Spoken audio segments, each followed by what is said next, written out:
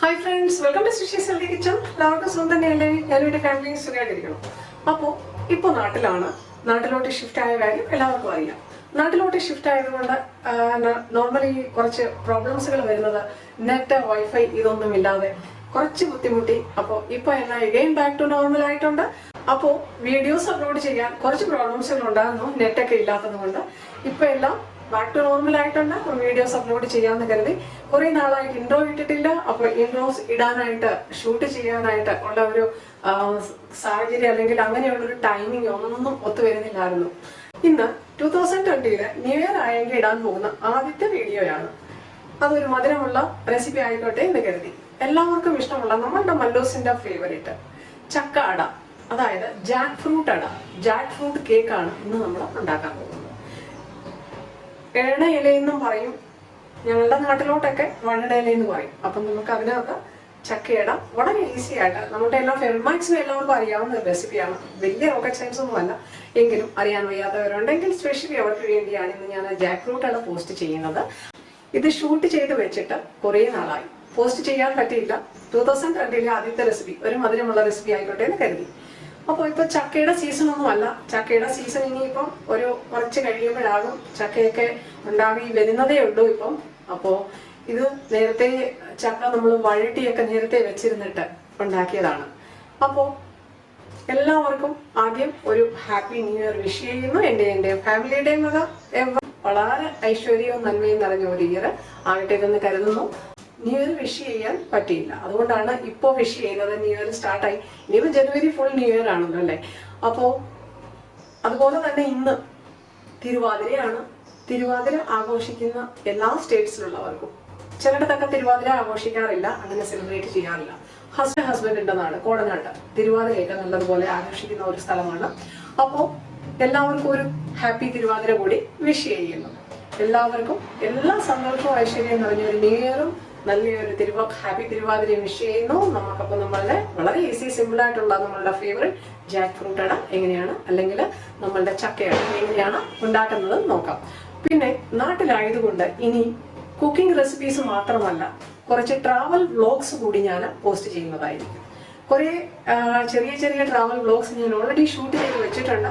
ഓരോന്നായിട്ട് 1 by 1 ആയിട്ട് ഞാൻ നിങ്ങളുടെ മുന്നിൽ എത്തിക്കുന്നതായിരിക്കും.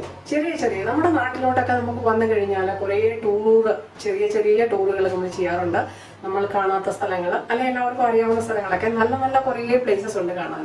അപ്പോൾ അവിടെയൊക്കെ ഒന്ന് പോകുന്നിടത്തെല്ലാം പറ്റുന്ന ഇതൊക്കെ ഷൂട്ട് ചെയ്തിട്ട് നിങ്ങളുടെ മുന്നിൽ എത്തിക്കുന്നതായിരിക്കും. മറക്കാതെ ട്രാവൽ വ്ലോഗ്സും കാണുക, വീഡിയോസ് എല്ലാം കാണാൻ ശ്രമിക്കുക. നിങ്ങളുടെ വിലയേറിയ വ്യൂസ് സപ്പോർട്ട് ആണ് ആവശ്യം. നിങ്ങളുടെ വിലയേറിയ സബ്സ്ക്രിപ്ഷൻസും വ്യൂസും ലൈക്സുമാണ് ആവശ്യം. Here friends, today I am going to make a very tasty, delicious Mallu's own favorite, Kerala's own favorite jackfruit ada, either jackfruit cake. So let's try how to make.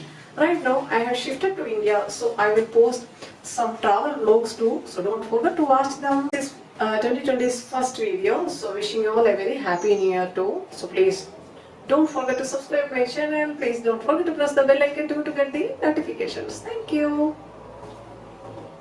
Hi friends, അപ്പോൾ എല്ലാവർക്കും welcome back to my channel. 2020 എൻ്റെ ആദ്യത്തെ video ആണ്. അപ്പോൾ ഒരു മധുരമുള്ള recipe ആയിക്കോട്ടെ എന്ന് കരുതി. അപ്പോൾ ഇന്ന് ട്രാവൽ വ്ലോഗല്ല, റെസിപ്പി തന്നെ ആയിക്കോട്ടെ എന്ന് കരുതി നേരത്തെ ഷൂട്ട് ചെയ്ത് വെച്ചിരുന്നതാണ്, ഞാൻ ഇൻട്രോയിൽ പറഞ്ഞ പോലെ. അപ്പോൾ നമ്മൾ ഇന്ന് ഉണ്ടാക്കാൻ പോകുന്നത് നമ്മളുടെ എല്ലാം ഫേവറേറ്റ് ചക്കയട. അതിനായിട്ട് ഞാനിവിടെ എടുത്തിരിക്കുന്നത് 2 കപ്പ് അരിപ്പൊടി ഞാൻ വറുത്ത് വെച്ച അരിപ്പൊടിയാണ് എടുത്തിരിക്കുന്നത്. നമുക്ക് പാക്കറ്റ് അരിപ്പൊടി വാങ്ങുകയാണെങ്കിൽ നമ്മൾ ഇടിയപ്പത്തിനും അപ്പത്തിനും കിട്ടുന്ന അരിപ്പൊടി യൂസ് ചെയ്യാം. അത് വാങ്ങുകയാണെങ്കിൽ ഒരു 3-4 മിനിറ്റ് ഒന്ന് ചെറിയ തീയിൽ ഡ്രൈ റോസ്റ്റ് ചെയ്തെടുക്കാൻ മറക്കരുത്. അതുപോലെ തന്നെ നമ്മൾ പൊടിച്ചെടുക്കുന്ന അരിയാണെന്നുണ്ടെങ്കിൽ ഒരു 4 മണിക്കൂർ ഇഡ്ഡലി അരിയോ പച്ചരിയോ വെള്ളത്തിലിട്ട് കുതിർത്തിട്ട് നമ്മളത് നല്ല നൈസായിട്ട് പൊടിച്ചെടുത്തിട്ട് ഇത് നമ്മൾ അട ഉണ്ടാക്കുന്നതിന് മുന്നേ ഒരു 6-7 മിനിറ്റ് ചെറുതീയിലൊന്ന് ഡ്രൈ റോസ്റ്റ് ചെയ്തൊന്ന് ചെറുതായിട്ട് വറുത്തെടുക്കാൻ മറക്കരുത്. ഞാനിവിടെ ഇത് ഒരു 6-7 മിനിറ്റ് വറുത്തെടുത്ത അരിപ്പൊടിയാണ് 4 മണിക്കൂർ വെള്ളത്തിലിട്ട് കുതിർത്തിട്ട് അരി നല്ലതുപോലെ പൊടിച്ചെടുത്തു. ഒരു 6-7 മിനിറ്റ് ഒന്ന് ഡ്രൈ റോസ്റ്റ് ചെയ്ത് വറുത്ത് വെച്ചിരിക്കുകയാണ്. ഞാനിവിടെ ഇത് വഴണയിലയിലാണ് ഉണ്ടാക്കുന്നത്. ഞങ്ങളുടെ നാട്ടിൽ വഴണയില എന്ന് പറയും. എൻ്റെ ഹസ്ബൻഡിൻ്റെ സൈഡിലോട്ടൊക്കെയാണ് എടനയില എന്ന് പറയും, എടനയില എന്നും പറയും. അപ്പോൾ എഴണയിലെന്നോ എടനയിലെന്നോ വഴണയിലെന്നോ എന്ത് വേണേലും പറയാം. ഇതിപ്പം നമ്മൾ ചക്കയുടെ ഇതിലാണ് സാധാരണ ഉണ്ടാക്കാറ്. അപ്പോൾ ഇതിവിടെ നാട്ടിൽ നിന്ന് കൊണ്ടുവന്ന ഇലയാണ്. അപ്പം കുറച്ചൊക്കെ അവിടെ ഇവിടെയൊക്കെ കീറിയിട്ടും പോയിട്ടും ഒക്കെ ഉണ്ട്. ഞാൻ കളയാറില്ല, കാരണം ഇലയൊക്കെ കിട്ടുക ബുദ്ധിമുട്ടുള്ളൊരു കാര്യമായിരുന്നു.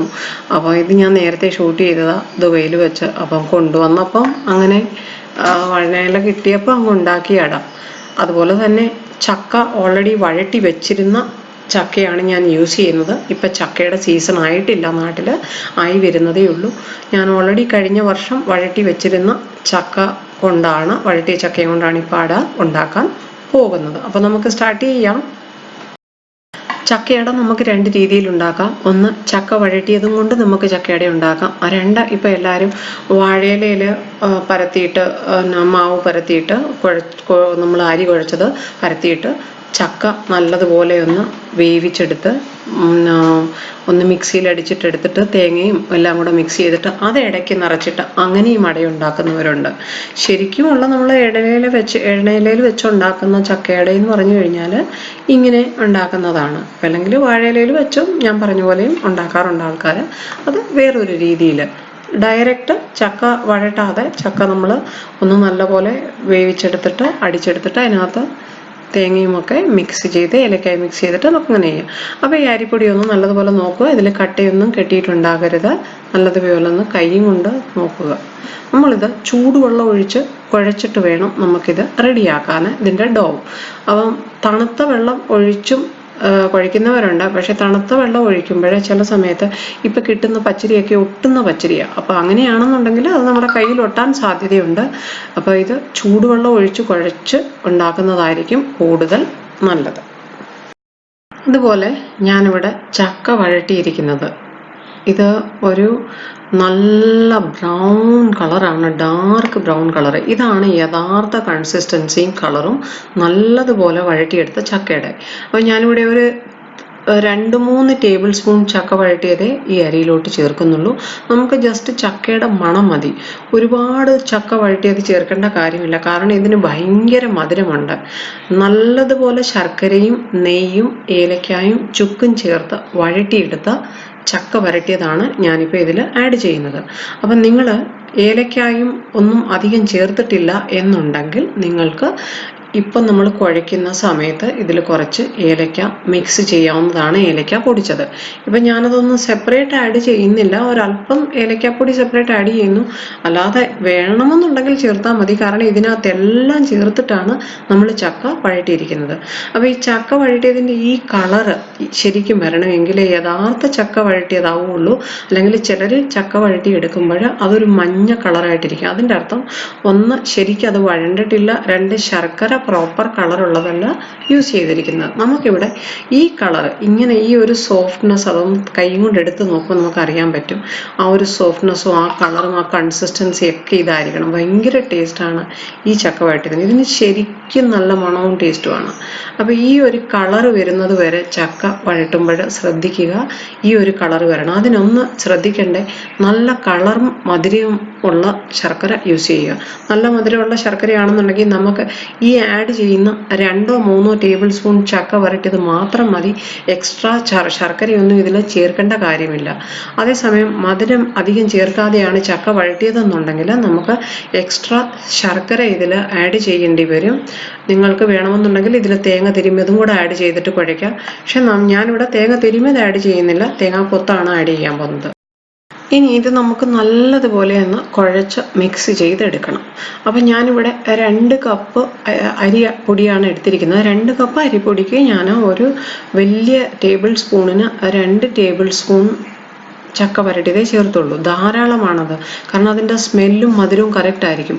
ഓവറായിട്ട് ചക്ക വഴട്ടിയത് ചേർക്കുകയാണെങ്കിൽ മധുരം കൂടിപ്പോകും. ഞാനിവിടെ ഇതിൻ്റെ കൂടെ കുറച്ച് തേങ്ങാക്കൊത്ത്, ചെറുതായിട്ട് കൊത്തിയ തേങ്ങാക്കൊത്ത് വേണം ഇതിന് ഇടാൻ. വലിയതായിട്ട് കൊത്തിയെടുത്ത തേങ്ങാക്കൊത്ത് ഇതിൽ ആഡ് ചെയ്യരുത്. നമ്മൾ അടയുണ്ടാക്കുമ്പോൾ, ചക്കയട ഉണ്ടാക്കുമ്പോൾ അല്ലെങ്കിൽ കുമ്പിളപ്പമൊക്കെ ഉണ്ടാക്കുന്ന സമയത്ത് ചിലർ തേങ്ങാക്കൊത്ത് ആഡ് ചെയ്യും. ഇത് കംപ്ലീറ്റ്ലി ഓപ്ഷണലാണ്. തേങ്ങാക്കൊത്ത് വേണ്ട എന്നുണ്ടെങ്കിൽ ഇത് അവോയ്ഡ് ചെയ്യുക. ഞാനിവിടെ ആഡ് ചെയ്യുന്നുണ്ട്. ചെറുതായിട്ടൊന്ന് കടിക്കാൻ കിട്ടും, അതിനു വേണ്ടി ടേസ്റ്റി ആയിരിക്കും. അപ്പം ചെറുതായിട്ട് കൊത്തിയെടുത്ത തേങ്ങാക്കൊത്ത് ആഡ് ചെയ്തു. ഇനി ഇത് നല്ലതുപോലെ ഒന്ന് കുഴയ്ക്കണം. കുഴയ്ക്കുന്നത് ആദ്യം നമ്മൾ വെള്ളമൊന്നും ചേർക്കാതെ ഈ ചക്ക വരട്ടിയത് കൊണ്ട് മാത്രം ഈ അരിപ്പൊടി ഒന്ന് കുഴച്ചെടുക്കുക. ഒരു അല്പം തേങ്ങ ഒന്ന് ചുരണ്ടിയത് ഞാൻ ചേർക്കുന്നുണ്ട്. തിരുമിയ തേങ്ങ ഒരു ശകലം ചേർക്കാം, ഓപ്ഷണലാണത്. വേണമെന്നുണ്ടെങ്കിൽ ചേർത്താൽ മതി, അല്ലെന്നുണ്ടെങ്കിൽ നമുക്കത് അവോയ്ഡ് ചെയ്യാം. അതെന്തിനെന്ന് പറഞ്ഞു കഴിഞ്ഞാൽ ഒന്ന് ചെറുതായിട്ട് തേങ്ങ തിരുമിയത് ചേർക്കുകയാണെങ്കിൽ ഒരു ടേസ്റ്റ് എക്സ്ട്രാ കിട്ടും അതിന്. ഇനി നല്ലപോലെ നമുക്കിതൊന്ന് കുഴച്ചെടുക്കാം. അപ്പോൾ ആദ്യം ചക്ക വരട്ടിയത് കൊണ്ട് നല്ലപോലെ കുഴച്ചെടുക്കുക. അപ്പം വേണമെന്നുണ്ടെങ്കിൽ പിന്നെ ചൂടുവെള്ളം ഒരു ഗ്ലാസ്സിലോട്ട് എടുത്തിട്ട് സ്പൂണും കൊണ്ട് കുറേശ്ശെ വെള്ളം ചേർത്തിട്ട് നമുക്കിത് കുഴച്ചെടുക്കണം. ഒറ്റ അടിക്ക് ഒരു പ്രാവശ്യം കൊണ്ട് ചൂടുവെള്ളം ചേർക്കരുത്. അതുപോലെ ഒരുപാട് വെള്ളം ചേർത്ത് ഇത് കുഴയ്ക്കരുത്. കാരണം ഒരുപാട് വെള്ളമായി പോയി കഴിഞ്ഞാൽ നമ്മളിത് ഇലയിൽ പരത്തി കഴിയുമ്പോൾ വെന്ത് കിട്ടാൻ കുറേ സമയം എടുക്കും. അപ്പം ഇത് കുഴച്ചെടുക്കുന്ന കൺസിസ്റ്റൻസി ഒരുപാടങ്ങ് ലൂസായി പോകരുത്. ഇപ്പോൾ ഇത് കുറച്ച് ടൈറ്റാണ്. ഇനി ഞാൻ ഒരു സ്പൂണും കൊണ്ട് കുറേശ്ശെ വെള്ളം ഒഴിച്ചിട്ട്, അല്ലെങ്കിൽ ഒരു സൈഡിൽ കയ്യിലോട്ട് ചെറുതായിട്ട് ചൂടുവെള്ളം ഒഴിച്ചു കൊടുക്കുക. എന്നിട്ട് കുഴച്ചെടുക്കുക. നല്ല ഡോവായിട്ടൊന്ന് കുഴച്ചെടുക്കാം നമുക്ക്. അപ്പം ഞാൻ ഒരു സ്പൂണും കൊണ്ടാണ് ചൂടുവെള്ളം ഒഴിച്ചു കൊടുക്കുന്നത്. നല്ല ചൂടാണ് വെള്ളം എന്നുണ്ടെങ്കിൽ. ഇങ്ങനെ നമുക്ക് ആവശ്യമുള്ളത്ര വെള്ളം സ്പൂണും കൊണ്ട് ഒഴിച്ചു കൊടുത്ത് ഇത് നല്ലതുപോലെ നമുക്ക് കുഴച്ചെടുക്കാം. നല്ലതുപോലെ കുഴച്ചിട്ട് നല്ലതുപോലെ മിക്സ് ആവണം എല്ലായിടും. വേണമെന്നുണ്ടെങ്കിൽ പിന്നെ ടേസ്റ്റ് ചെയ്യാം. ആവശ്യമുണ്ടെന്നുണ്ടെങ്കിൽ അല്പം കൂടി ശർക്കരയോ ചക്ക വഴറ്റിയതോ ആഡ് ചെയ്യാവുന്നതാണ്. ഞാനൊരല്പം കൂടി ഒരു നുള്ള ഏലക്ക പൊടിച്ചത് കൂടി ചേർത്ത് കൊടുക്കുകയാണ്. ഓൾറെഡി ചക്ക വഴറ്റിയതിൽ ഏലക്കയെല്ലാം ഉണ്ട് കേട്ടോ. അപ്പം നല്ല മണവും ടേസ്റ്റും ഓൾറെഡി ഉണ്ട്. എന്നാലും ഒരു എക്സ്ട്രാ ഒരു ടേസ്റ്റിന് വേണ്ടി ഒരു നുള്ള ഏലക്ക കൂടി പൊടിച്ചത് ആഡ് ചെയ്ത് കൊടുത്തു. നിങ്ങൾ ഏലക്ക പൊടിച്ചതൊന്നും അധികം ചേർത്തിട്ടില്ല ചക്ക വഴറ്റിയതെന്നുണ്ടെങ്കിൽ അപ്പോൾ എക്സ്ട്രാ ഏലക്ക പൊടിയോ ഇച്ചിരി ചുക്കോ എന്തെങ്കിലും ചേർത്ത് കൊടുക്കാവുന്നതാണ്. അപ്പോൾ ഇത് ഈ കൺസിസ്റ്റൻസി ആയിരിക്കണം. ഇടിയപ്പത്തിനൊക്കെ കുഴയ്ക്കുന്നതിലും കുറച്ചുകൂടെ ലൂസായിരിക്കണം ഇത്. ഇപ്പം ഇത് കുറച്ച് ലൂസാണ്, എന്നാൽ ഒരുപാട് ടൈറ്റുമല്ല. അപ്പോൾ ഈ ഒരു കൺസിസ്റ്റൻസിയിൽ വേണം നമുക്കിതങ്ങ് കുഴച്ചെടുക്കാൻ. അപ്പോഴേ നമുക്ക് ആ ഇലയിൽ പരത്തി ശരിക്കും വെച്ച് കൊടുക്കാൻ പറ്റുള്ളൂ. ഞാനിവിടെ ഒരു ഇല എടുത്തു, വഴുനയില. അതിനകത്തൊരല്പം വെള്ളം ഒന്ന് തുടച്ചു കൊടുക്കുക. അപ്പോൾ അതിൽ പിടിക്കില്ല. അപ്പോൾ ഒരു അല്പം വെള്ളം ഒന്ന് തൂത്ത് കൊടുത്തിട്ട് ചെറുതായിട്ട് ഒരു ചെറിയ നാരങ്ങ വലിപ്പത്തിൽ അല്ലെങ്കിൽ ചെറുതായിട്ട് സൈസിൽ നമുക്കിതൊന്ന് വെച്ച് കൊടുക്കുക. അത് നമ്മൾ കുഴച്ച ഡോവ്, അടയുടെ ഡോവൊന്ന് വെച്ച് കൊടുക്കുക. എന്നിട്ട് ചെറുതായിട്ടൊന്ന് പരത്തി കൊടുക്കുക. ഒരുപാട് കട്ടിക്കെടുക്കരുത്. കാരണം നമ്മളിങ്ങനെ മടക്കി കഴിയുമ്പോൾ അത് ഓൾറെഡി രണ്ട് സൈഡും ആവുമ്പോൾ കുറച്ച് കട്ടി കൂടും. അപ്പോൾ ഇങ്ങനെ സൈഡിലോട്ട് വരുന്നതെല്ലാം അകത്തോട്ട് ഒന്ന് പതുക്കെ അമർത്തി കൊടുക്കുക. അപ്പോൾ അത് ഉള്ളിലോട്ട് പൊക്കോളും. ഞാൻ ഇങ്ങനെ ഇപ്പോൾ വെക്കുന്നുള്ളൂ. എന്നിട്ട് ഇതിൻ്റെ ആ ഒരു ചെറിയ പിൻ പോലില്ലേ ഇലയുടെ, അതിങ്ങനെ ഒന്ന് വെറുതെ ഒന്ന് കുത്തി കൊടുക്കുക. അല്ലെങ്കിൽ അങ്ങനെ തന്നെ വെച്ചാലും മതി. ഇതിപ്പോൾ ഇങ്ങനെ വേണേ ഉണ്ടാക്കാം, അല്ലെങ്കിൽ ഇങ്ങനെ കുമ്പിളപ്പം ഉണ്ടാക്കുന്ന പോലെ മടക്കി ഉണ്ടാക്കാം. ഇത് ശരിക്കും അട ഉണ്ടാക്കുമ്പോൾ നമ്മളിങ്ങനെയാണ് ഉണ്ടാക്കുന്നത്. അപ്പം ബാക്കി ഇലകളിൽ നമുക്ക് ബാക്കി ഡോ ഫുൾ നമുക്കിതുപോലെ അട നമുക്കൊന്ന് ഇലയിൽ ഫോൾഡ് ചെയ്ത് എടുക്കാം. ഒരല്പം വെള്ളം തൂക്കി കൊടുക്കുക. വെള്ളം എന്നിട്ട് നമുക്കിത് ഏത് രീതിയിൽ വേണേലും മടക്കാം കേട്ടോ. വലിയ ഇലയാണെങ്കിൽ രണ്ടായിട്ട് കട്ട് ചെയ്യാം. നമുക്ക് നാട്ടിലൊക്കെ ആകുമ്പോൾ ഇപ്പോൾ ഇലയ്ക്ക് പഞ്ഞമൊന്നുമില്ല കേട്ടോ. ദുബൈയിലൊക്കെ ആയിരുന്നപ്പോൾ എനിക്ക് ഈ ഇല കിട്ടാനില്ലായിരുന്നു. ഞാൻ ഒരു പ്രാവശ്യം യൂസ് ചെയ്തിട്ട് രണ്ടാമത് ഈ ഇല യൂസ് ചെയ്തിട്ടുണ്ട്, കഴുകി ഫ്രിഡ്ജിൽ വെച്ചിട്ട്. കാരണം നമ്മൾ ഈ സാധനങ്ങളൊക്കെ കിട്ടാതെ വരുമ്പോഴാണ് അതിൻ്റെ നമുക്ക് വില മനസ്സിലാകുന്നത്. ഇപ്പം നാട്ടിലാകുമ്പോൾ ഇതിനൊന്നും ഒരു പഞ്ഞമില്ല, വീട്ടിൽ തന്നെയുണ്ട്.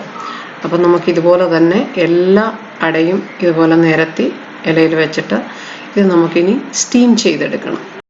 ഞാനിവിടെ ഒരു ഇഡ്ഡലി കുട്ടുകത്തിലാണിത് സ്റ്റീം ചെയ്തെടുക്കണേ. ഞാനെല്ലാം ഇലയിൽ ഇതുപോലെ ബാക്കിയതും മാവ് പരത്തിയെടുത്തു. അപ്പോൾ അത് ഇനി സ്റ്റീം ചെയ്തെടുക്കണം. അതിന് നിങ്ങൾക്ക് ഏത് സ്റ്റീമർ വേണേലും യൂസ് ചെയ്യാം. Here I am using a idli maker for steaming it. You can use any steamer. അപ്പോൾ ഇത് നമ്മൾ ഇഡ്ഡലി തട്ടിലല്ല, അതിന് താഴെ വേറൊരു ഇതുണ്ടല്ലോ തട്ടി സ്റ്റീം ചെയ്യാനായിട്ടുള്ളത്, അതിനകത്ത് നിരത്തി ഇനി ഇത് നമുക്ക് സ്റ്റീം ചെയ്തെടുക്കാം. ഓൾറെഡി നമ്മൾ അരിപ്പൊടി ചൂടുവെള്ളത്തിലാണ് കുഴച്ചെടുത്തിരിക്കുന്നത്. അപ്പോൾ ഒരുപാട് നേരം അങ്ങ് വേവിക്കേണ്ട കാര്യമില്ല. എങ്കിലും ഒരു 12 തൊട്ട് 15 മിനിറ്റ് ഇത് സ്റ്റീം ചെയ്താൽ മതി. അതിൽ കൂടുതൽ സ്റ്റീം ചെയ്യേണ്ട. ഓൾറെഡി നമ്മൾ ചൂടുവെള്ളത്തിൽ കുഴച്ചതായതുകൊണ്ട് അങ്ങ് ഒരു വലിയ സമയം എടുക്കില്ല വേവാൻ. അപ്പം ഞാനിതൊരു 12 മിനിറ്റ് കഴിഞ്ഞിട്ട് നോക്കാം. നിങ്ങൾക്ക് ഒന്ന് വേണേൽ ചെക്ക് ചെയ്യാം. അതല്ലെന്നുണ്ടെങ്കിൽ ഒരു 12 തൊട്ട് 15 മിനിറ്റ് വരെ നമുക്കിതൊന്ന് സ്റ്റീം ചെയ്ത് എടുക്കാം. It for 12 to 15 minutes and steam it. അപ്പം നമുക്കൊരു 12 തൊട്ട് 15 മിനിറ്റ് വരെ അടച്ചു വെച്ചാൽ സ്റ്റീം ചെയ്യാം. Our delicious, tasty, healthy jack fruit അട അല്ലെങ്കിൽ ചക്കയട അല്ലെങ്കിൽ ജാക്ക് ഫ്രൂട്ട് കേക്ക് റെഡി ആയിട്ടുണ്ട്. അത് കാണുമ്പം തന്നെ ഭയങ്കര ഒരു ഇഷ്ടമാണ്, നമുക്കെല്ലാവർക്കും ഒരുപാട് ഇഷ്ടമുള്ള ഒരു സാധനമാണ് ചക്കയട. അപ്പം നമ്മളുടെ ടേസ്റ്റി ഡിലീഷ്യസ് ആയിട്ടുള്ള ചക്കയട റെഡി ആയിട്ടുണ്ട്. വളരെ ഈസി, സിമ്പിൾ, ഹെൽത്തി. ഏത് സ്നാക്സിനായിട്ടാണെങ്കിലും ബ്രേക്ക്ഫാസ്റ്റിനാണെങ്കിലും എപ്പോഴാണെങ്കിലും നമുക്ക് ഈസി ആയിട്ട് ഉണ്ടാക്കാൻ പറ്റുന്ന ഒന്നാണ് ചക്കയട. അപ്പം ജാക്ക് ഫ്രൂട്ട് വഴറ്റിയതൊക്കെ ഇപ്പം വാങ്ങാൻ കിട്ടും പാക്കറ്റിൽ. ചക്ക വഴറ്റിയതൊന്നും അവൈലബിൾ ഇല്ല എന്നുണ്ടെങ്കിലും ഇൻ്റർനാഷണലി നമുക്കിപ്പോൾ ഇന്ത്യക്ക് പുറത്തുള്ളവരാണെങ്കിലും ഈസി ആയിട്ട് ഉണ്ടാക്കിയെടുക്കാൻ പറ്റും. Hope everyone likes today's very easy and simple, very healthier jackfruit cake, either jackfruit ada. അപ്പോൾ ഇന്നത്തെ നമ്മളുടെ ജാക്ക് ഫ്രൂട്ട് അട എല്ലാവർക്കും ഇഷ്ടമായി എന്ന് കരുതുന്നു. വീഡിയോസ് കാണാൻ മറക്കരുത്. നിങ്ങളുടെ വിലയേറിയ കമൻസുകൾ കമൻസ് ബോക്സിൽ തരാവുന്നതാണ്. നിങ്ങളുടെ വ്യൂസും ലൈക്സും ഷെയർസുമാണ് ആവശ്യം. ഇതുവരെ സബ്സ്ക്രൈബ് ചെയ്തിട്ടില്ല എന്നുണ്ടെങ്കിൽ മറക്കാതെ സബ്സ്ക്രൈബ് ചെയ്യുക. Hey friends, hope everyone likes today's easy and simple recipe, very tasty healthy snack jackfruit cake. So everybody knows it, jackfruit is very healthy, so eat it, stay healthy. Thank you so much for watching. Keep watching, keep sharing, keep subscribing. അപ്പോൾ എല്ലാവരും happy ആയിട്ടിരിക്കുക. Thank you so much for watching. Next വീഡിയോയുമായി വരുന്നത് വരെ till then take care, bye bye. Eat healthy, stay healthy. Thank you.